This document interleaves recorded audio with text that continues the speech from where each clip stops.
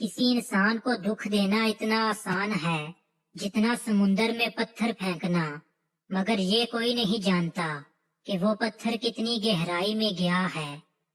جس نے کسی کو اکیلے میں نصیحت کی اس نے اسے سنوار دیا، اور جس نے کسی کو سب کے سامنے نصیحت کی اس نے اسے مزید بگاڑ دیا۔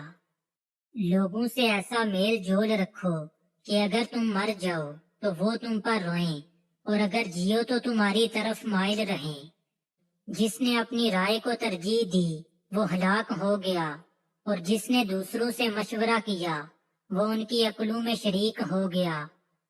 جب دنیا کسی کی طرف رخ کرتی ہے تو دوسروں کی خوبیاں اسے ادھار دے دیتی ہے، اور جب کسی سے پیٹھ پھیرتی ہے تو اس کی اپنی خوبیاں بھی اس سے چھین لیتی ہے۔ جب تک کسی شخص سے بات چیت نہ ہو اسے حقیر نہ سمجھو۔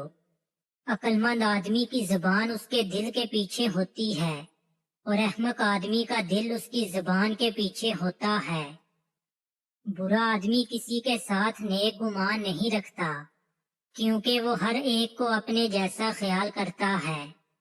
کسی کی مدد کرتے وقت اس کے چہرے کی جانب مت دیکھو، ہو سکتا ہے اس کی شرمندہ آنکھیں تمہارے دل میں غرور کا بیج بو دیں۔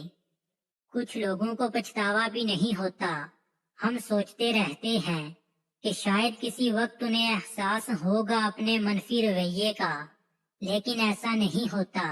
یہ پچھتاوے بھی ظرف والوں کے لیے ہوتے ہیں، بے حس لوگوں کے پاس صرف اپنا آپ ہوتا ہے۔ غموں کے کانٹوں اور دکھوں کی دھول سے اپنی آنکھوں کو بند کر لو، ورنہ کبھی خوشی سے زندگی بسر نہیں کر سکو گے۔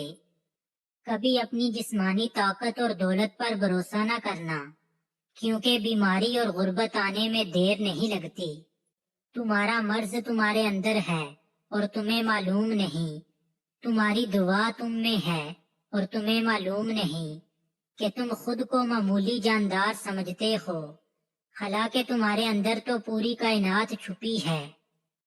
حضرت علی رضی اللہ تعالیٰ عنہ کے پاس ایک یہودی آیا اور کہا، میں نے سنا ہے آپ مسلمان جب عبادت کرتے ہو تو برے برے خیالات آتے ہیں، جب ہم عبادت کرتے ہیں تو ہمیں نہیں آتے۔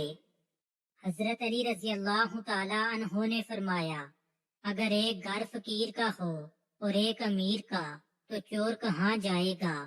یہودی نے کہا، امیر کے گھر میں جائے گا۔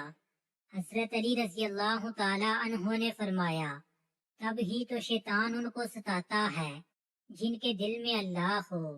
جن کے دل میں اللہ نہیں ہوتا وہاں شیطان کا کیا کام؟ لوگوں میں سب سے بیچارہ وہ ہے جو اپنے لیے دوست حاصل نہ کر سکے، اور اس سے زیادہ بیچارہ وہ ہے جو بنے بنائے دوستوں کو کھو بیٹھے۔ حضرت علی رضی اللہ تعالیٰ عنہ نے فرمایا، وہ جگہ چھوڑ دو جہاں تمہاری دو چیزوں کی قدر نہ ہو، نمبر ایک تمہارے احساس کی، نمبر دو تمہارے الفاظ کی۔